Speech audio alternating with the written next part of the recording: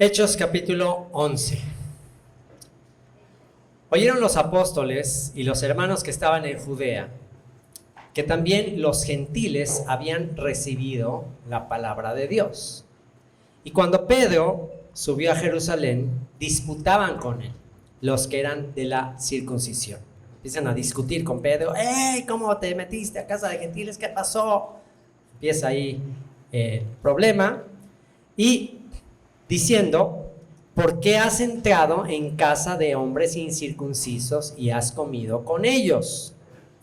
Entonces comenzó Pedro a contarles por orden lo sucedido. Ahora, pregunta de preguntas.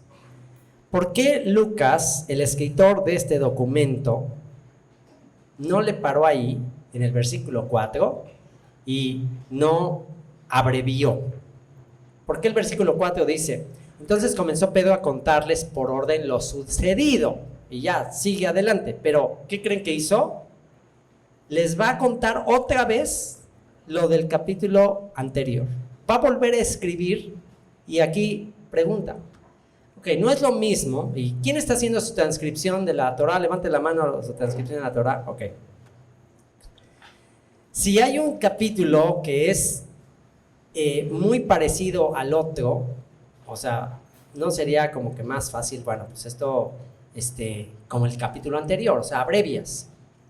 Bueno, quizás ahora, pues porque te estás tú haciendo el propósito de copiar letra por letra todo lo que está escrito, pero en aquella época, si lo único que Lucas está haciendo es documentar lo sucedido, y considerando que escribir era muy costoso, o sea, no es como que te vayas a Office Depot, a una papelería y te compres un cuaderno y pluma y escribas. En aquella época, escribir un pergamino, un rollo, era algo muy costoso. Costaba esto. Tener libros en aquella época era muy costoso. No cualquier persona tenía libros.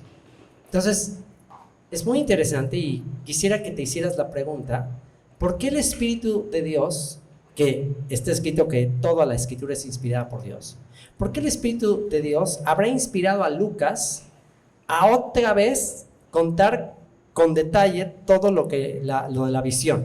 O sea, porque aquí pudo haber dicho nada más. Entonces comenzó Pedro a contarles por orden lo sucedido y ya se acabó el capítulo, ¿no?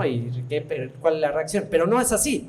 Dice: entonces comenzó Pedro a contarles por orden lo sucedido diciendo, y ahí se va a echar todo el relato: estaba yo en la ciudad de Jope orando y vi en éxtasis una visión, algo semejante a un gran lienzo que descendía, que por las 4 puntas era bajado del cielo y venía hasta mí. Cuando fijé en él los ojos, consideré y vi cuadrúpedos terrestres y fieras y reptiles y aves del cielo. Y oí una voz que me decía: levántate, Pedro, mata y come. Y dije: Señor, no, porque ninguna cosa común o inmunda entró jamás en mi boca. Entonces la voz me respondió del cielo por segunda vez: lo que Dios limpió, no lo llames tú común. Y esto se hizo 3 veces, y volvió todo a ser llevado arriba al cielo. Y he aquí luego llegaron 3 hombres a la casa donde yo estaba, enviados a mí desde Cesarea, y el Espíritu me dijo que fuese con ellos sin dudar. Fueron también conmigo estos 6 hermanos, y entramos en casa de un varón, quien nos contó cómo había visto en su casa un ángel que se puso en pie y le dijo: envía hombres a Jope y haz venir a Simón, el que tiene por sobrenombre Pedro. Él te hablará palabras por las cuales serás salvo tú y toda tu casa. Y cuando comencé a hablar, cayó el Espíritu Santo sobre ellos también, como sobre nosotros al principio. Entonces me acordé de lo dicho por el Señor cuando dijo: Juan ciertamente bautizó en agua, mas vosotros seréis bautizados con el Espíritu Santo. Si Dios pues les concedió también el mismo don que a nosotros, que hemos creído en el Señor Yeshua, el Mesías, ¿quién era yo que pudiese estorbar a Dios? Entonces, oídas estas cosas, cayeron y glorificaron a Dios, diciendo: de manera que también a los gentiles ha dado Dios arrepentimiento para vida. ¿Y? Ok. Ahora ponte a pensar un poquito y a ver, ¿quién me dice? Pensando en patrones, ¿por qué el Espíritu habrá guiado a Lucas para volver a relatar lo que acababa de escribir en el capítulo anterior, considerando todo lo costoso que es escribir? ¿Por qué creen? A ver si alguien me da un precedente histórico, bíblico, donde sucedió lo mismo. A ver. Perfecto. Deuteronomio capítulo 5 es una copia, de hecho bastante de Deuteronomio es una copia de lo que sucedió en Éxodo. Es una copia de los mandamientos otra vez. Hay ciertas diferencias, pero básicamente es lo mismo. Lo que escribe Moisés al final de andar en el desierto es la repetición, por eso se llama Deutero, la repetición o la segunda nomo, deuteros, nomos, nomio, segunda ley. No es que sea la segunda ley, es la repetición de la ley. ¿Cuándo fue dada? Después de los 40 años en el desierto. O sea que ya desde la Torá se prefigura que el pueblo de Israel apostataría, porque con el becerro de oro apostataron, cayeron en el culto de la adoración del becerro de oro, luego la desobediencia, no creyeron al entrar a la tierra prometida, Josué y Caleb fueron los únicos que creían, los demás no, quedaron postrados en el desierto, y después de esos 40 años de peregrinaje, se vuelve a dar la repetición. ¿Qué prefigura eso? Eso prefigura el pacto transgredido y el nuevo pacto, las segundas tablas de la ley, la segunda oportunidad. O sea que, ¿qué estamos viendo aquí en Hechos 10 y en Hechos 11? ¿Qué estamos viendo? El mismo patrón. Israel que se corrompe, que se pierde. ¿Y qué estamos viendo acá en esta repetición? Estamos viendo a Israel restaurado ahora de entre las naciones, de los cuales sin duda ese centurión romano es parte de las ovejas perdidas de la casa de Israel que está volviendo al pacto. Y en ese momento los apóstoles no están entendiendo realmente. Recuerden, son pescadores muchos de ellos, es gente que realmente no está tan instruida en los profetas. Pablo sí lo entendió, pero ellos no. Realmente ellos nada más dicen, wow, todos los gentiles también se están convirtiendo, wow, todas las naciones se están convirtiendo, wow, qué impresionante. Pero lo ven así. Pablo sí fue capaz de ver más allá de eso.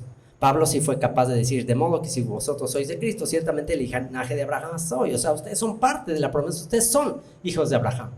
Pero ellos no lo están entendiendo así. Otro erudito que sí lo entendió así, otro erudito que sí entendió que la conversión de los gentiles no era que simplemente las naciones se estaban convirtiendo, otro erudito que comprendió que la conversión de los gentiles era el levantamiento del tabernáculo caído de David. ¿Quién fue?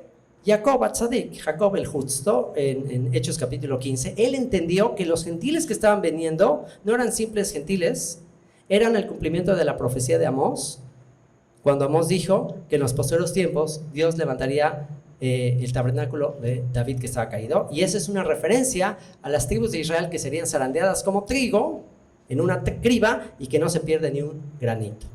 Entonces, bueno, aquí está sucediendo otra vez patrones. Y prepárense para el siguiente patrón. ¿Ok? Porque ellos pensaban, al ver eso, ¿por qué creen que ellos pensaban que ya Yeshua ya venía? ¿Por qué creen? Pues porque están viendo que los gentiles se están convirtiendo, diciendo, entonces ya el mundo ya se está convirtiendo, ya viene la redención. Por eso. Pero vamos a ver el siguiente patrón. El siguiente patrón nos marca algo que todavía va a hacer que siga la licuadora, siga el teléfono descompuesto, siga la criba mezclando el trigo con la cizaña, y todavía esto va a durar muchos más años de los que ellos pensaban. Y aquí vemos, a partir del versículo 19, que tiene un subtítulo. Quizás en tu Biblia está este subtítulo que dice La iglesia en Antioquía. Y aquí aparece por primera vez en el Nuevo Testamento el término cristianos. La primera vez que aparece el término cristianos es aquí, en este capítulo. Se va a repetir otras 2 veces. La palabra cristiano aparece 3 veces en el Nuevo Testamento. Una aquí, lo vamos a leer. Otra más adelante en el libro de los Hechos, cuando Agripa le dice a Pablo, por poco me persuades a hacerme cristiano.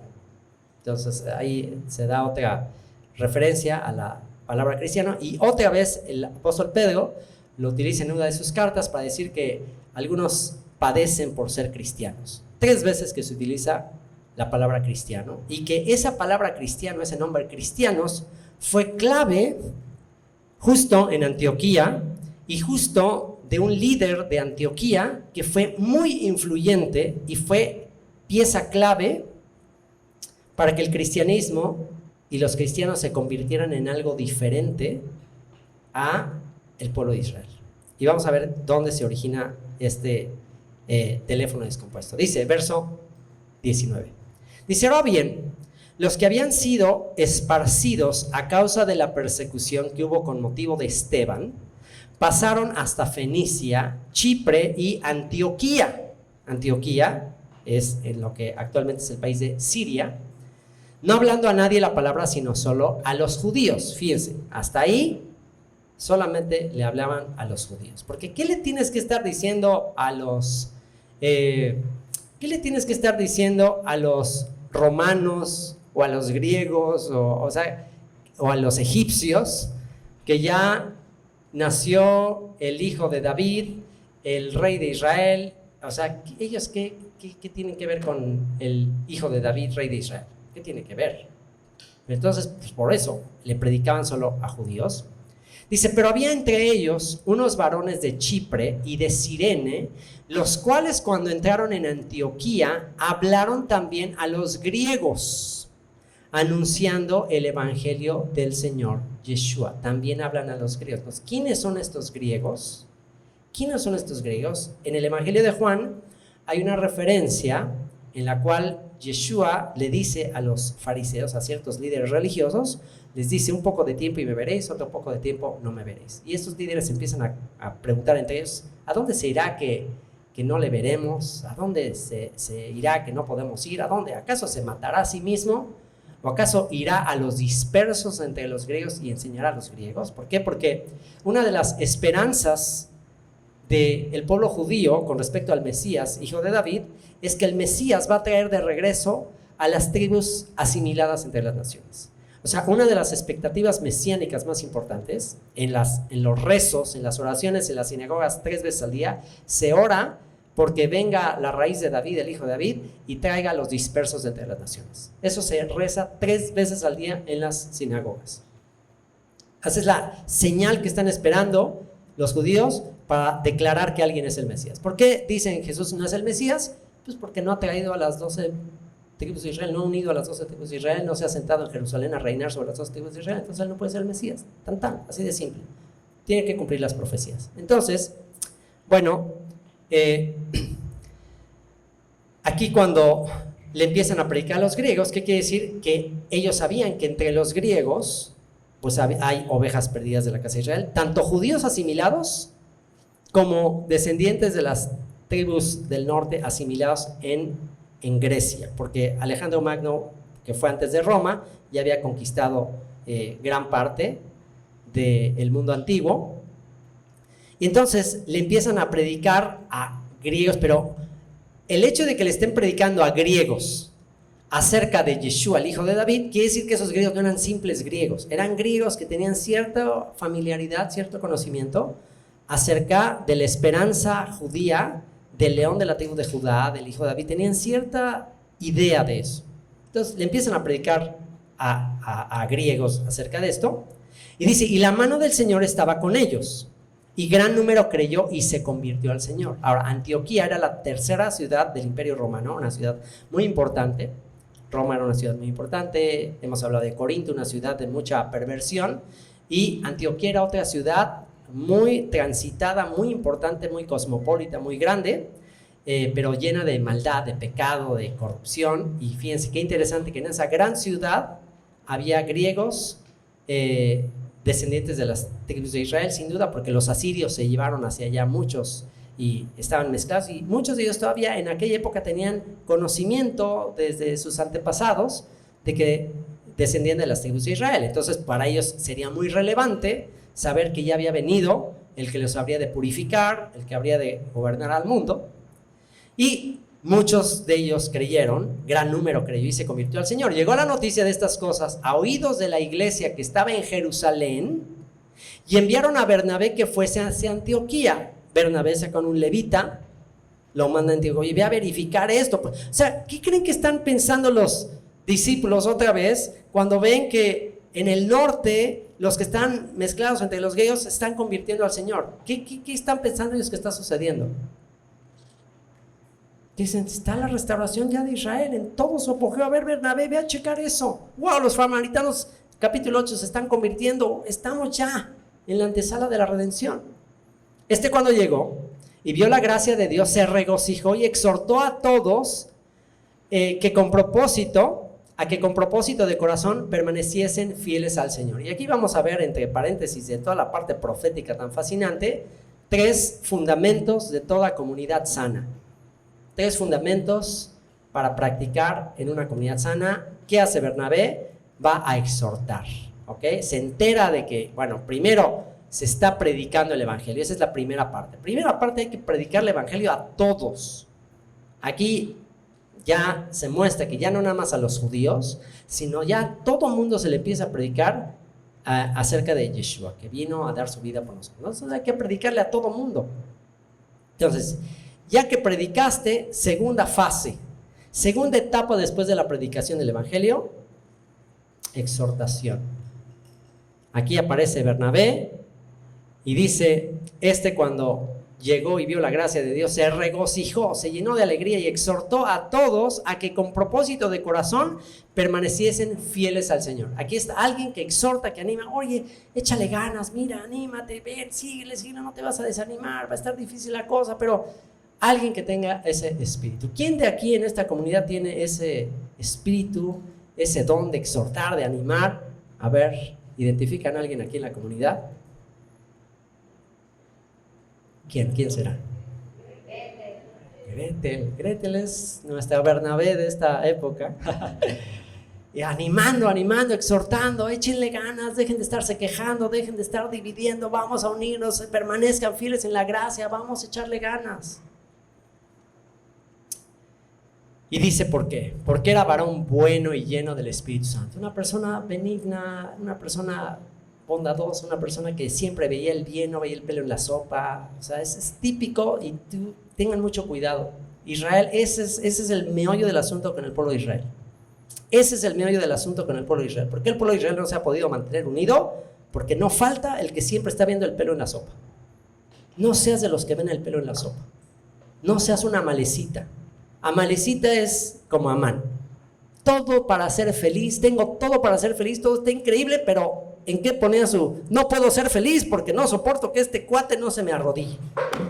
O sea, oye, todo lo que te está dando, tienes todas estas bendiciones, pero estás enojado porque esta persona no te rinde pleitesía. O sea, ¿qué onda contigo? Entonces, ¿sabes una cosa? Tú eliges. Tú siempre vas a tener la posibilidad de pensar en las cosas buenas, en las bendiciones, o amargarte la vida por poner la mirada en cosas que nada que ver. Entonces, por eso Dios decretó, le encargó a Israel que arrasara con Amalek. Vas a borrar del mapa la memoria de Amalek. ¿Por qué? Porque en el reino no puede haber aguafiestas. En el reino, en las cosas que Dios está haciendo, no puede haber el aguafiestas que... O sea, es contagioso, no puede haber aguafiestas. Entonces, vean la actitud de Bernabé. Era varón bueno. ¿Qué quiere decir bueno? No hay bueno ni un uno. No habla de esa bondad. Era alguien que se enfocaba en ver las cosas buenas, en no estar criticando, no estar amargado, o sea, ver las cosas buenas. Era varón bueno, lleno del Espíritu Santo, lleno de obediencia a los mandamientos, quería guardar los mandamientos, y de fe. ¿Cómo viene la fe? La fe viene por el oír, y el oír la palabra de Dios. Aferrado a la palabra, aferrado, y me morí, aferrado. Dice, y una gran multitud fue agregada al Señor, gracias a ese ministerio de Bernabé. Después fue Bernabé a Tarso para buscar a Saulo. Y aquí aprendemos otra cosa, tampoco es suficiente. No basta con benignidad, con bondad, con ánimo, échale porras y somos unos capaz. No basta, también es necesario fundamentar a la gente, hacer cimientos, y por eso dice que después fue Bernabé a Tarso para buscar a Saulo. ¿Se acuerdan? Saulo había desaparecido de la escena y está viendo ahí un avivamiento, una cosa hermosa en Antioquía. Están viniendo griegos a la fe y dice, wow, ¿quién podrá enseñarle a estos griegos? ¿Quién tendrá el conocimiento de la filosofía y la cultura griega y todo el conocimiento de la fe hebrea para enseñarle a estos griegos? ¿Quién será? ¿Quién será? ¿Quién será? Y ahí Bernabé dice, el apóstol Pablo, él es el ideal para venir a enseñar a todos estos griegos y que hable griego y que se comunique con ellos. Él es la persona ideal. Y dice que se fue a buscar a Saulo y hallándole, y esa palabra buscar es la misma que se utiliza cuando dice que María y José se regresaron a buscar al niño Yeshua que se había quedado. O sea, no crean que fue a buscar así bien fácil, ahí tengo aquí el WhatsApp, qué bueno que me dejó su WhatsApp el apóstol Pablo, oye, ¿qué onda? Venme. No, o sea, imagínate, ve a Tarso, a ver, busca al apóstol Pablo. ¿A dónde lo vas a buscar? Después de años. Entonces fue a buscar, a preguntar diligentemente hasta que encuentra al apóstol Pablo, y hallándole, le trajo a Antioquía. Y se congregaron allí todo un año con la iglesia y enseñaron a mucha gente, y a los discípulos se les llamó cristianos por primera vez en Antioquía. Ahí aparece por primera vez la palabra cristianos, y es muy clave y muy importante la ciudad de Antioquía para el movimiento cristiano. Algunos comentaristas conectan la advertencia que hizo el apóstol Pablo cuando dice que después de su partida vendrían lobos rapaces. Algunos comentaristas dicen que ya desde esa época había un hombre que empezó a tener mucha influencia en la iglesia primitiva, especialmente en Antioquía, donde empezó a haber este avivamiento, y hubo un hombre muy importante de Antioquía que fue clave para la separación del cristianismo en otra religión. Y este hombre crucial es un hombre llamado Ignacio de Antioquía. Ignacio de Antioquía, conocido como San Ignacio, es uno de los considerados padres de la iglesia, fundadores del cristianismo. Escribe dentro de los escritos antiguos del cristianismo. Él tiene una carta que se llama la carta a los magnesianos. O sea que si tú tienes la doctrina, o alguien tiene la doctrina de que el cristianismo no tiene que adoptar nada judío y tiene que separarse de los judíos, no es cristiano, es más bien es magnesiano, y no es magnesiano, es sanignaciano. O sea, es discípulo de San Ignacio. O sea, no tiene que ver con el apóstol Pablo, no tiene que ver con los apóstoles, tiene que ver con San Ignacio. San Ignacio de Antioquía fue crucial en la separación del cristianismo del judaísmo. Fíjense la influencia que tuvo un hombre, así como el otro personaje que estudian en el curso básico. ¿Se acuerdan el otro hombre que estudiamos que también es crucial? ¿Cómo recuerda? Marción del Ponto, otro hombre muy crucial, muy importante para la separación y la división. Bueno, este es otro, famoso San Ignacio, contemporáneo de esta época, que según les digo algunos comentaristas, dicen que cuando Pablo está diciendo entrarán algunos lobos rapaces, de entre ustedes se levantarán, él ya estaba tirándole piedras a San Ignacio de Antioquía. Y si tú lees los escritos de San Ignacio de Antioquía a los magnesianos, te vas a sorprender y vas a darte cuenta que cuando el pastor evangélico en el púlpito dice no, hay que estar judaizando y no hay que judaizar y no hay que volver a la ley de Moisés y todo eso, no es ese pastor que lo está diciendo, está simplemente citando a San Ignacio de Antioquía. ¿Y por qué? Porque en los institutos bíblicos teológicos, en los institutos cristianos, ¿qué es lo que estudias? Realmente no tanto estudias la Biblia, estudias los escritos de los padres de la iglesia, la historia del cristianismo, de acuerdo a la denominación en la que estás, pues la teología de esa denominación, y pues ya lees el Nuevo Testamento con el filtro de los padres de la iglesia. Ya no lees directamente el Nuevo Testamento, lo lees, bueno, sí dice el Nuevo Testamento, pero a ver, ¿qué quiere decir este pasaje? ¿Qué quiere decir esto de Gálatas? Pues me voy a los comentaristas de los grandes predicadores protestantes, y ellos, ¿de dónde se basan? Pues de los padres de la iglesia, y se van hasta atrás, y llegan hasta Antioquía. Antioquía fue crucial, y por eso podemos ver ahí un patrón de que aún esta división, no me queda duda, que fue causada por Dios. Así, igualito que en la época de Roboam y Jeroboam, igualito que Robam quiso ir a pelear con ellos para jalarlos, igualito que Dios dijo, no, calma, yo tengo un plan, no pelees con tus hermanos, yo tengo un plan. Estoy seguro que esto de Antioquía fue permitido por Dios, sin duda fue permitido por Dios. ¿Para qué? Para causar que efectivamente se separara y que ya con esa cuestión de crear otra religión, y fíjense el apóstol Pablo que sabio fue, en su carta a los Filipenses él dice, muchos predican a Cristo por envidia, muchos predican a Cristo por los propios deseos personales de armar su propia parroquia, su propio movimiento, dice muchos por celos, muchos para agregar aflicción a mis prisiones, dice, pero no importa, que de cualquier manera Cristo es predicado y con esto me gozo y me gozaré aún. O sea, están haciendo marketing, están dando a conocer a Cristo, con eso me gozo, como que Dios tiene un plan. Entonces, como que esta división, esto que sucede en Antioquía va a ser clave, porque este hombre, San Ignacio de Antioquía, va a ser clave, y sus escritos tuvieron mucha influencia, y lees en sus escritos así, pero tajantemente, la religión cristiana tiene que separarse de todas las costumbres y formas judías. Había una secta judía llamada los ebionitas, que guardaban la Torá, que creían en Yeshua, tenían el Evangelio de Mateo, y ellos rechazaron a Pablo porque pensaron que Pablo estaba apostatando. Otra vez, las cartas de Pablo son difíciles de entender. Los ebionitas rechazaron a Pablo y padres de la iglesia, San Ignacio, critican a los ebionitas porque guardaban la Torá. Entonces, San Ignacio es uno de los que dice, no, ya, fuera con las formas judías, las costumbres judías, hemos recibido la nueva revelación a través de Cristo, y en Cristo ya es otra religión cristiana. Es el que empieza a usar esos términos, es San Ignacio de Antioquía. Y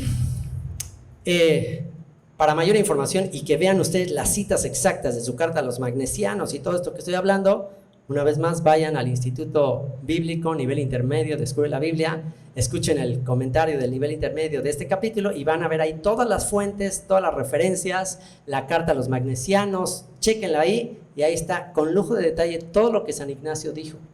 Y esa no me queda duda de que es la apostasía de la que habló el apóstol Pablo, que no vendrá el Señor sin que antes venga la apostasía, ¿ok? Bueno, y esta apostasía ya lleva casi 2000 años, pero fue una apostasía controlada por Dios.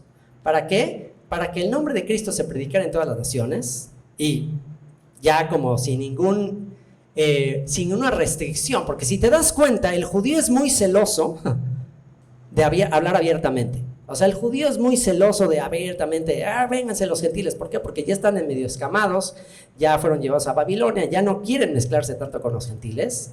Entonces, iba a ser muy difícil que Dios usara a judíos, solamente judíos, para predicar a Yeshua. Iba a ser muy difícil. Tuvo que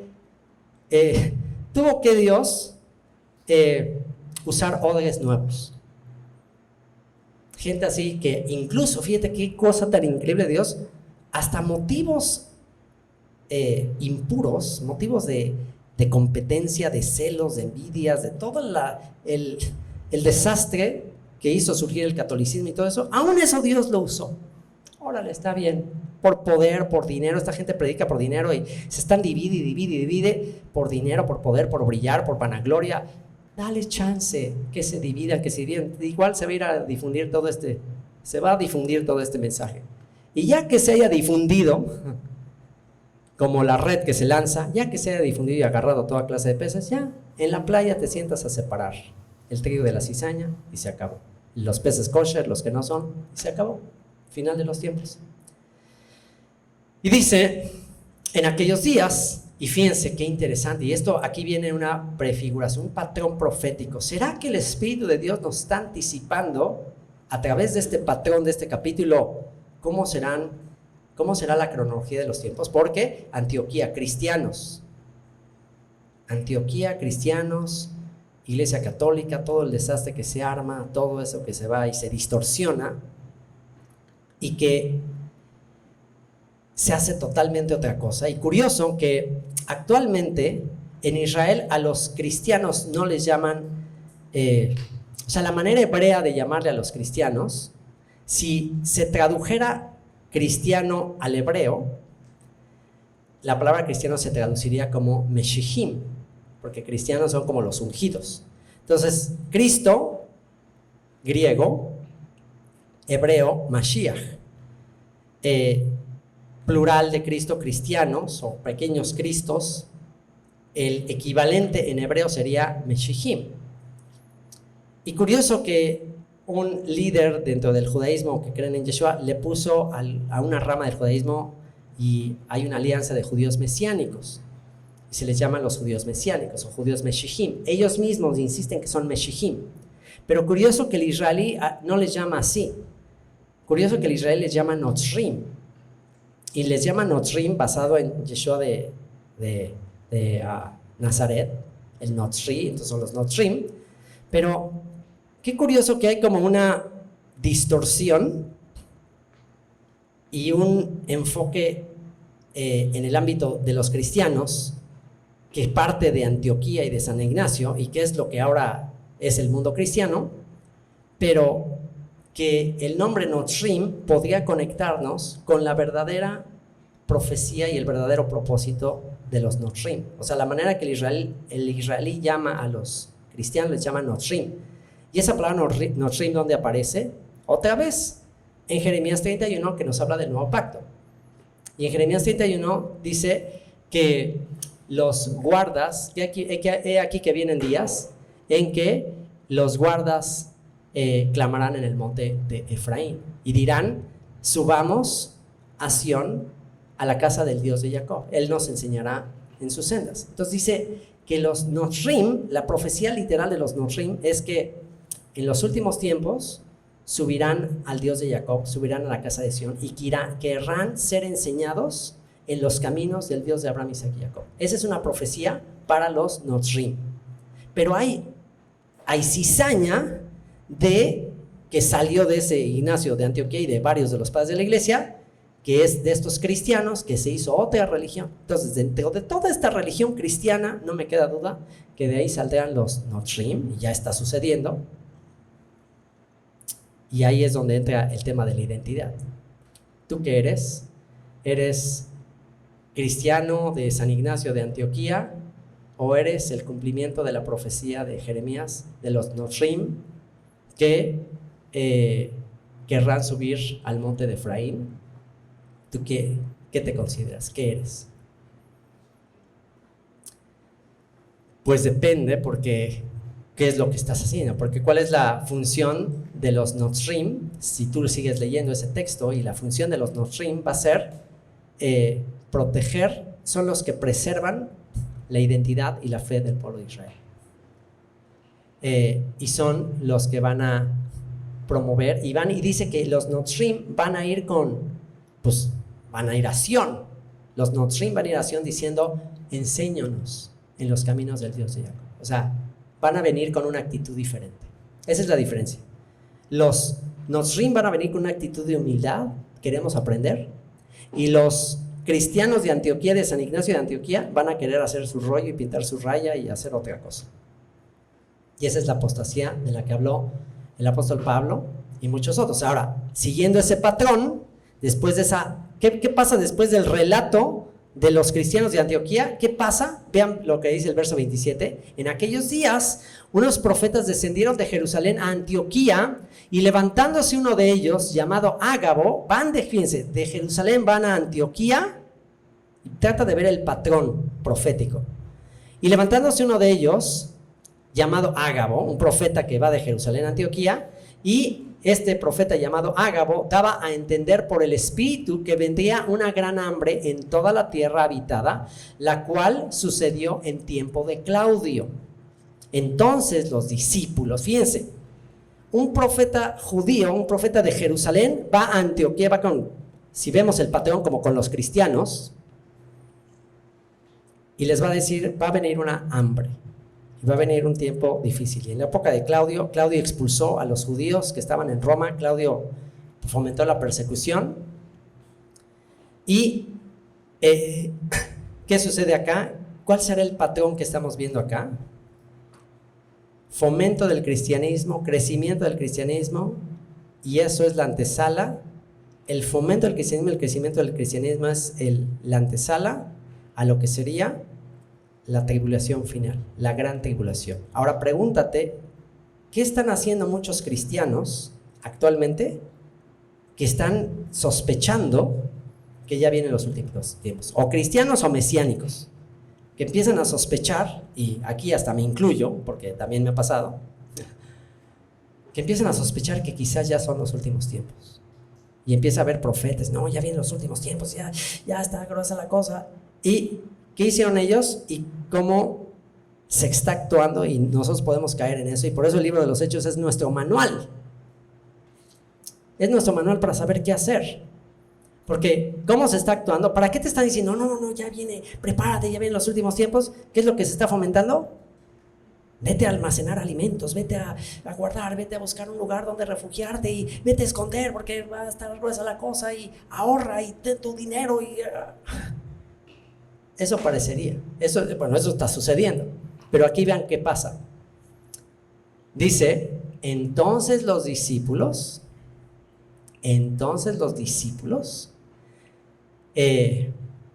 cada uno, conforme a lo que tenía, determinaron enviar socorro a los hermanos que habitaban en Judea.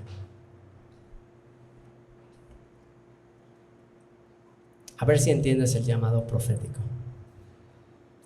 Si es que no está mal prepararnos, claro, hay que prepararnos, pero ¿sabes para qué prepararnos? ¿Sabes para qué almacenar? ¿Sabes para qué acumular? ¿Sabes para qué?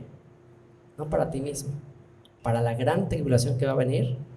¿Para quién? Para la casa de Judá. La angustia de Jacob, los últimos tiempos pesados, el dragón, capítulo 12 de Apocalipsis, viene para Israel. ¿Y qué van a hacer las naciones cristianas, o mesiánicas, o raíces hebreas y todo? ¿Almacenando para mí o para qué? ¿Qué hicieron los egipcios cuando vinieron las plagas y cuando ya Israel iba a salir de Egipto? ¿Qué hicieron con todas sus riquezas? ¿Qué hicieron? Se las dieron al pueblo de Israel.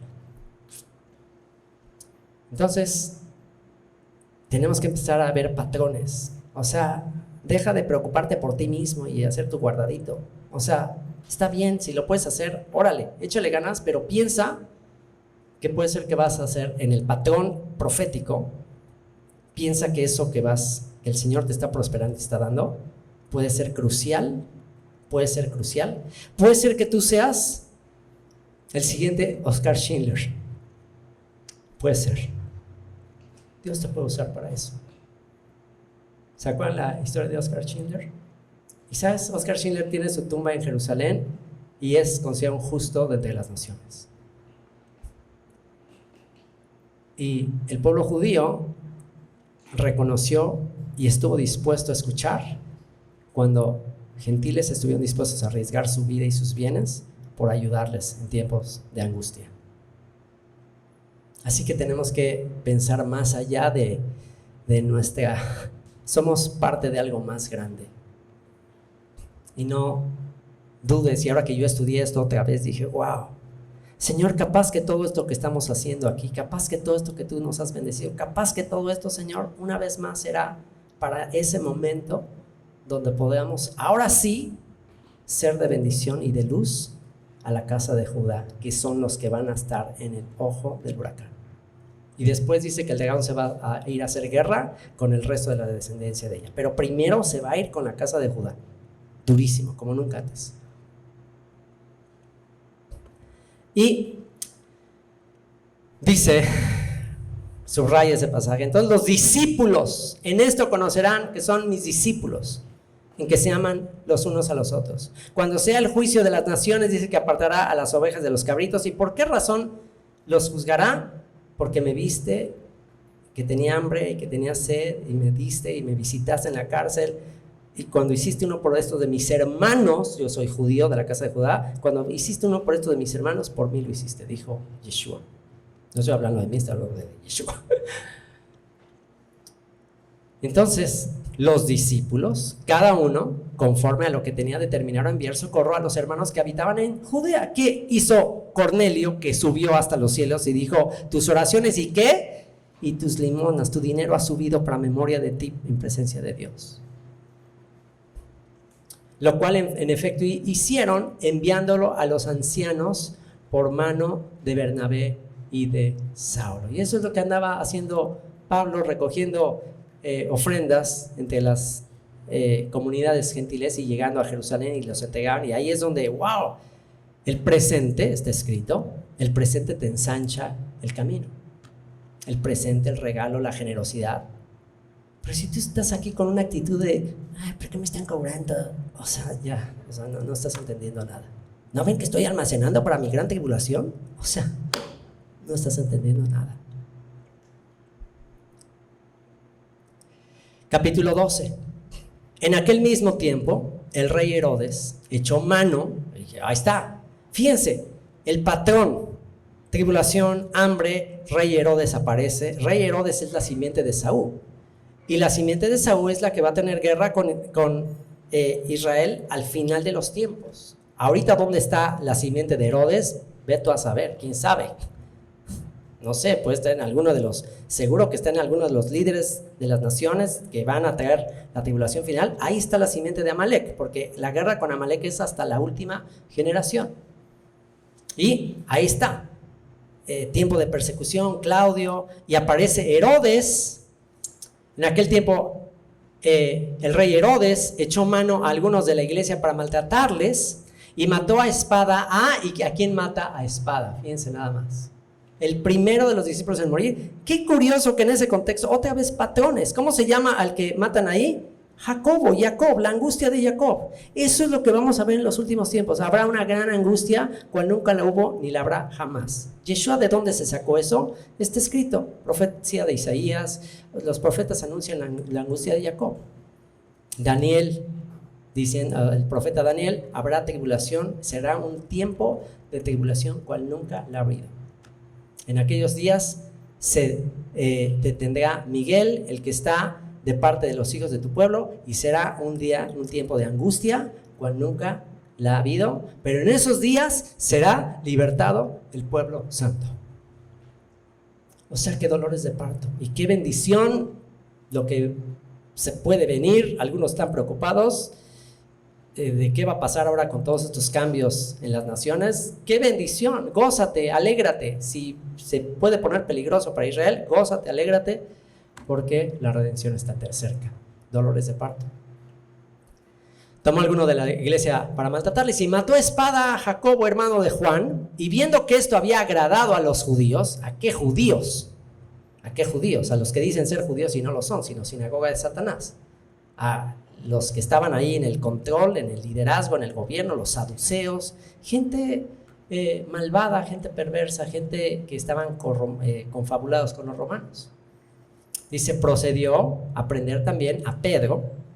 Eran entonces los días de los panes sin levadura, otro patrón que hay que tener cuidado. Eran los días de los panes sin levadura. Cuando Israel fue liberado de Egipto, durante la fiesta de la Pascua. Yo creo que los tiempos de liberación comenzarán otra vez en los preparativos para la fiesta de la Pascua. Justo ahorita estamos en preparativos para la fiesta de la Pascua. Empiezan los preparativos para la fiesta de la Pascua, vendrá el Señor en Yom Teruah, pero cada vez que hay preparativos para la fiesta de la Pascua, prepárate, porque cada año puede ser. Puede ser. Yo, ¿qué más quisiera que seamos a nosotros a los que nos toque estos tiempos? Qué emocionante.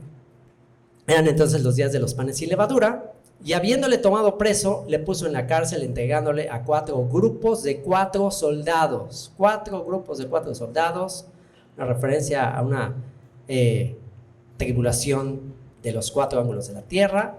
Está ahí preso para que le custodiasen, y se proponía sacarle al pueblo después de la Pascua. Así que Pedro estaba custodiado en la cárcel, pero la iglesia hacía sin cesar oración a Dios por él. Y cuando Herodes le iba a sacar, aquella misma noche estaba Pedro durmiendo entre 2 soldados, sujeto con 2 cadenas, y los guardas delante de la puerta custodiaban la cárcel. Y he aquí que se presentó un ángel del Señor, y una luz resplandeció en la cárcel, y tocando a Pedro en el costado, le despertó diciendo: levántate pronto, y las cadenas se le cayeron de las manos. Ponte a pensar en esa escena. Trata de imaginarte esa escena, una cárcel horrible, maloliente, oscura, no había luz eléctrica, nada de eso, estaba ahí en el calabozo. Y lo más increíble, o sea, estás amarrado con cadenas a 2 soldados acá, hay otros ahí en la puerta, hay en total 16 soldados, estás ya acorralado en la noche en un lugar horrible. Y pregunta, ¿tú podrías dormir estando en esa condición? ¿Tú podrías estar dormido? ¿Podrías conciliar el sueño? ¿Cómo puede ser? Porque él está confiado, tranquilo, en paz me acostaré y así mismo dormiré, porque solo tú, oh Señor, me haces vivir confiado. Él estaba totalmente confiado en que Dios iba a cumplir su voluntad.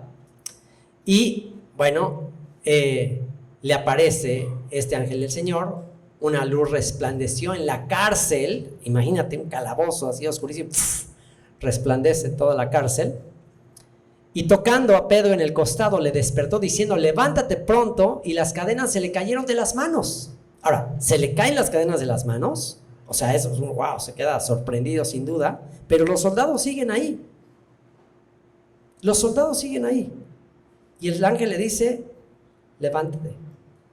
¿Y qué le pasaba si al levantarse despertaba a los soldados? Y así, pero así. ¿Qué le pasaba? Ahí mismo lo mataban, pero de inmediato. Así que él tuvo la opción de decir, oye, pero se van a despertar, ¿qué onda? Tuvo la opción de obedecer la voz del ángel o de no, pues, me van a matar estos. Tuvo la opción y la opción fue seguir la voz del ángel. Moraleja, por muy imposible que te parezca lo que el Señor te está mandando, si el Señor te manda algo, aunque un ejército acampe contra mí, yo estaré confiado. Aunque contra mí se levante guerra, no temerá mi corazón. Mayor es el que está con nosotros que el que está en el mundo. Entonces, si el Señor se te manifiesta ya en una cosa ya tan evidente, así se te caen las cadenas, luz resplandece, pues claro, obedécelo, ya no importa que aquí esté el emperador de Roma, esté todo el ejército del mundo, o sea, aquí ya estamos hablando del Rey de Reyes. Le dijo el ángel, cíñete y átate las sandalias, y lo hizo así, y le dijo, envuélvete en tu manto y sígueme. Y saliendo le seguía, pero no sabía que era verdad lo que hacía el ángel, sino que pensaba que veía una visión.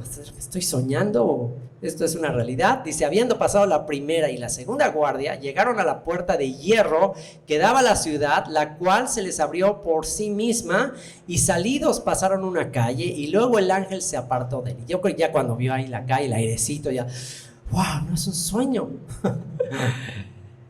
Entonces Pedro, volviendo en sí, dijo, ahora entiendo verdaderamente que el Señor ha enviado a su ángel y me ha librado de la mano de Herodes y de todo lo que el pueblo de los judíos esperaba. Y habiendo considerado esto, llegó a casa de María, la madre de Juan, el que tenía por sobrenombre Marcos, el que escribió el Evangelio de Marcos, donde muchos estaban reunidos orando. Y se habían reunido para orar por Pedro. Y Pedro fue liberado. Pregunta, ¿tú crees que se habrán reunido para orar por Jacobo? ¿Tú qué piensas? Arrestaron a Jacobo y a Jacobo sí lo mataron. Y a Pedro le iban a hacer exactamente lo mismo que a Jacobo. Pero Pedro fue librado. ¿Qué no habrán orado por Jacobo? Seguramente sí, oraron por Jacobo. Algunos comentarios, no, como no se registra que oraron por Jacobo, pues como no oraron por eso lo mataron. Pero eso es un poco extraño que no hayan orado por Jacobo. Pero más bien lo que aprendemos de aquí es que tú y yo tenemos un tiempo de testimonio. Tú y yo tenemos un propósito. Tú y yo fuimos alcanzados por Él para dar testimonio de Él. Y nuestra vida en este cuerpo va a concluir cuando haya terminado tu testimonio.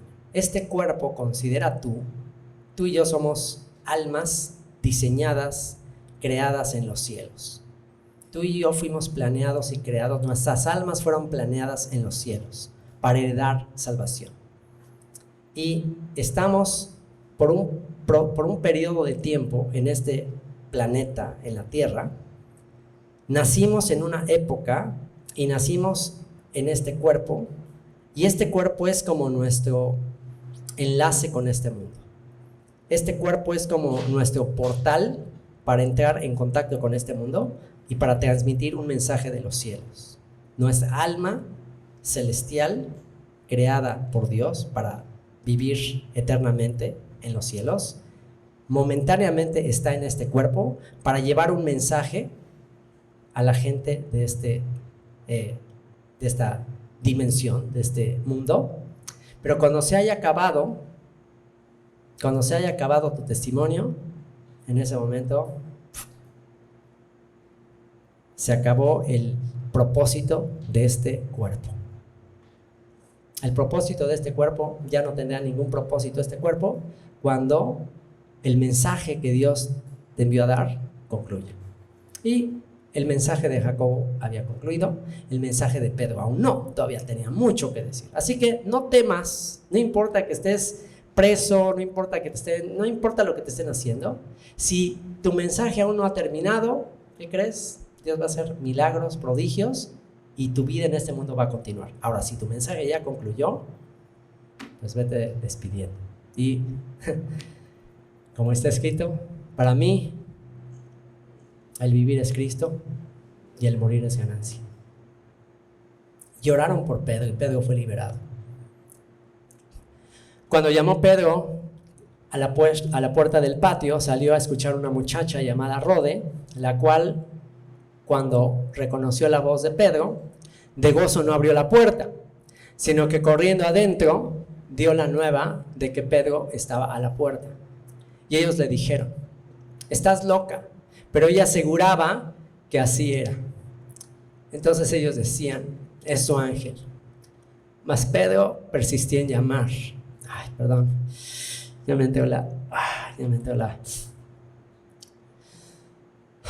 Mas Pedro persistía en llamar, y cuando abrieron y le vieron, se quedaron atónitos. Pero él, haciéndoles con la mano señal de que callasen, les contó cómo el Señor le había sacado de la cárcel. Y dijo: haced saber esto a Jacobo y a los hermanos. Y salió y se fue a otro lugar. Luego que fue de día, hubo no poco alboroto entre los soldados sobre qué había sido de Pedro. Mas Herodes, habiéndole buscado sin hallarle, después de interrogar a los guardas, ordenó llevarlos a la muerte. Después descendió de Judea a Cesarea y se quedó ahí. Y mandó matar a los soldados, porque la pena era: te hago lo mismo, si te escapa el preso, te hago lo mismo que le íbamos a hacer al preso. Entonces esto indica que ya estaba decretado, iban a matar a Pedro, se les escapó, pues ahora los mató a ustedes. Y otro principio, antes de cerrar con esta sección y terminar nuestro estudio del día de hoy, dice que los creyentes hacían oración sin cesar de Pedro. Señor, libera a Pedro, libera a Pedro, libera a Pedro. Y van, abren la puerta, ahí está Pedro, se echan a correr y no le creen. Y están todos orando por Pedro: ahí está Pedro, ya fue liberado. No, estás loca, ¿cómo crees? O sea, ¿qué aprendemos de eso? ¿Qué aprendemos de eso? Aprendemos que la doctrina de la fe es falsa. ¿Cuál es la doctrina de la fe o la doctrina de la confesión positiva? La doctrina de la fe o de la confesión positiva, este movimiento carismático o pentecostal, es de que te dicen que tienes que tener fe, tienes que orar con fe para que se cumpla todo lo que pides. Y si no se cumple lo que pides, te dicen es que no tuviste la suficiente fe. Y pues eso está muy fácil, ¿no? Ahí están estos predicadores, hacedores de milagros y orando por los enfermos y en el nombre de Cristo y te sana y todo. Si te sané, es gracias a mi don de fe y gracias a mi don de milagros. Si no te sané, es porque es tu culpa. Es un poco como cuando gana México en el fútbol, ganamos. Perdieron, bola de perdedores, ¿no? Es lo mismo, el mismo sentido.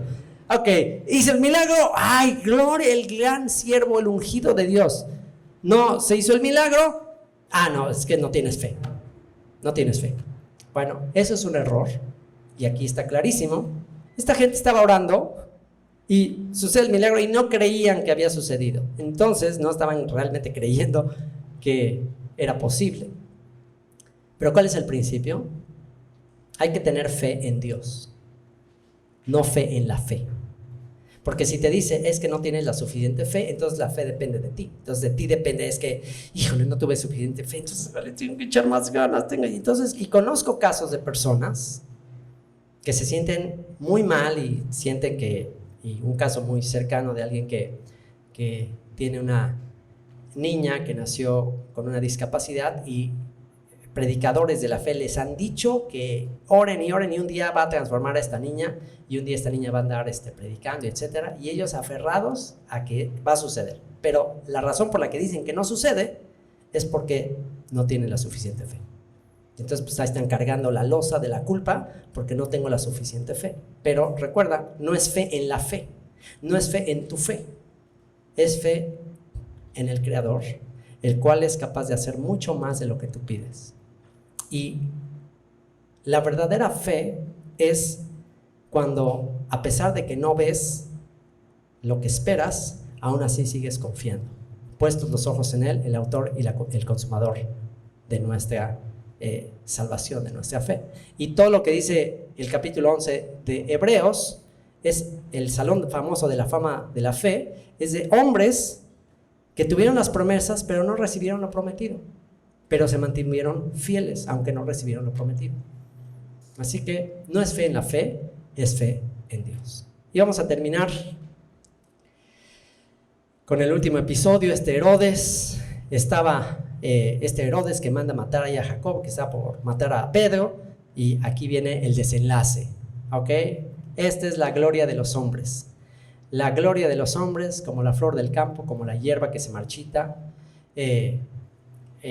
todos ellos pasarán, pero el que le hace la voluntad de Dios permanece para siempre. Acabamos de ver cómo es preservado Pedro, y aquí Herodes, lleno de arrogancia, de orgullo, dice: Herodes estaba enojado contra los de Tiro y de Sidón, en lo que actualmente es la región del Líbano, pero ellos vinieron de acuerdo ante él, y sobornado Blasto, que era camarero mayor del rey, pedían paz, porque su territorio era abastecido por el del rey. Y un día señalado, Herodes, vestido de ropas reales, se sentó en el tribunal y les arengó, les saludó. Es un saludo así muy político. Este lugar en Cesarea es un teatro romano que todavía se preserva. Todavía puedes ir a ese teatro romano donde Herodes les arengó, les saludó así como: compañeros, yo voy a traer el cambio, yo voy a acabar con sus problemas, yo les voy a solucionar y les voy a dar todo lo que ustedes necesitan, y voy a repartir, y a los pobres voy a acabar con la pobreza, y voy a acabar con la corrupción, y yo. ¿Has escuchado eso? ¿Cuántas veces? ¿Cuántas veces has escuchado eso? Bueno, campañas políticas. Y un día señalado, Herodes, vestido de ropas reales, se sentó en el tribunal y les arengó, les saludó, y el pueblo aclamaba gritando, siempre actuando igual. Por un lado los gobernantes, que llenos de jactancia, de arrogancia, y por otro lado el pueblo. Ahora sí que por eso dicen que el pueblo tiene a los gobernantes que merece.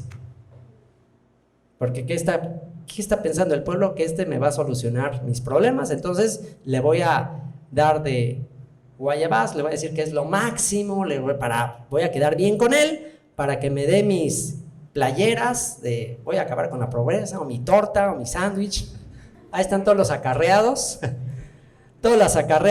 gritando: voz de Dios y no de hombre, voz de Dios y no de hombre, este es el Salvador, este es el que va a acabar con todos nuestros problemas. Al momento, un ángel del Señor le hirió por cuanto no dio la gloria a Dios, y expiró comido de gusanos. Así lo documenta de simple Lucas. Hay un historiador llamado Josefo que también documenta con un poquito más de amplitud, con un poco más de detalle. El historiador judío Josefo documenta esto y dice que entró a ese teatro vestido con un ropaje color plata, así que resplandecía con el sol, se veía así como, no sé, como Shakira, se veía así como Michael Jackson, una cosa así impresionante, así resplandecía su ropaje real. Todo el mundo, ¡wow! Este cuate está impresionante, y todo el mundo, vamos a Dios, sino de hombre. Y dice que murió de una enfermedad que literalmente los intestinos, todas sus entrañas, murió así agusanado. O sea, él da un poquito más de detalles. Y bueno, ahí acabó. Moraleja: es posible que un gobierno, que un hombre, que un partido traiga la paz, la prosperidad, la seguridad que todos estamos deseando. ¿Es posible? Son simples hombres.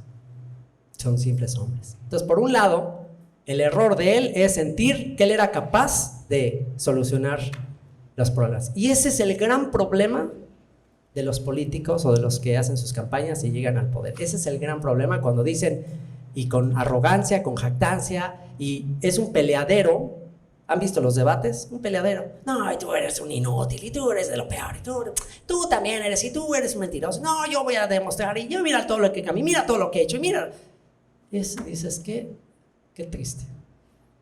Nunca me ha tocado escuchar, nunca, a un líder político que diga, ¿saben qué? Esto es un caos, yo no tengo la capacidad de cambiar esto, ¿por qué no vamos a orar y vamos a pedirle al creador de los cielos y la tierra? Jamás en mi vida he escuchado a alguien así. Vamos a rogar al creador de los cielos y la tierra. Bueno, sí, en el libro de en el rey David, o sea, ahí sí, pero ya como en la época contemporánea, y cada vez va a ser más así, cada vez va a ser más común que un peleadero, todos divididos, cada quien diciendo yo sí voy a cambiar, tú eres un inútil. Es increíble, y puro peleadero, puro tirarse con todo, y por eso también ya la gente está cansada. Pero, por otro lado, o sea, ese es el problema de los políticos. Pero ¿cuál es el problema de la gente? Y que dices, oye, pero es que la gente, ¿qué no entiende o qué? Que cada 4 años, o cada 6 años, o cada 8, o lo que sea, otra vez la gente está ahí con sus pancartas diciendo, ahora sí, este sí. Y bueno, tampoco hay que juzgarlos, también hay que entender que la gente está hambrienta de esperanza. La gente está hambrienta de un cambio verdadero. La gente está anhelando un cambio verdadero. Entonces, si viene alguien diciendo, yo voy a traer el cambio, quiero un poquito de esperanza, ¿no? Pero ¿qué podemos aprender nosotros del lado de la gente? ¿Sabes qué? El único que te va a traer la esperanza, el único que va a saciar todas tus dolencias y todas tus necesidades y que va a rescatar del hoyo tu vida, es el creador de los cielos y la tierra. Y vean qué curioso y de qué manera cierra este capítulo. Desilusionados se van los de Tiro y Sidón, sin duda, este no nos resolvió nada, murió comido por gusanos. Y versículo 24 dice, pero la palabra del Señor crecía y se multiplicaba. Sécase la hierba, marchítase la flor, pero la palabra del Señor permanece para siempre. Y Bernabé y Saulo, cumplido su servicio, volvieron de Jerusalén, llevando también consigo a Juan, el que tenía por sobrenombre Marcos. Padre, te damos muchas gracias por todo lo que aprendimos el día de hoy. Qué tiempos nos tocó vivir, Señor, tan similares a esa época. Gracias por la palabra profética más segura. Y Señor, si nos estás enseñando un patrón a seguir, que es el mismo de siempre, Señor, ayúdanos a no ser tan torpes, tan malagradecidos.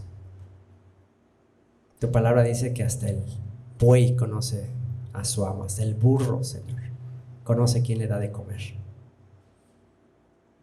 Ayúdanos a no ser tan tercos y a esperar en ti, Señor. Y Señor, nosotros, como ese centurión romano, estamos aquí agradecidos de que derramaste tu espíritu sobre nosotros, de que nos convertiste, de que nos aceptaste en tu pueblo. Señor, queremos terminar como Él terminó junto con su familia, magnificándote a ti, dándote gracias, exaltándote a ti, reconociendo que tú eres el único digno de llevarse todos los aplausos y toda la gloria y toda la gratitud. Perdona nuestra ingratitud, Señor, y te ruego que vivamos magnificándote y que esa sea la señal para la casa de Judá, que el Espíritu Santo sea derramado sobre nosotros. Te lo rogamos en el nombre de Yeshua. Amén.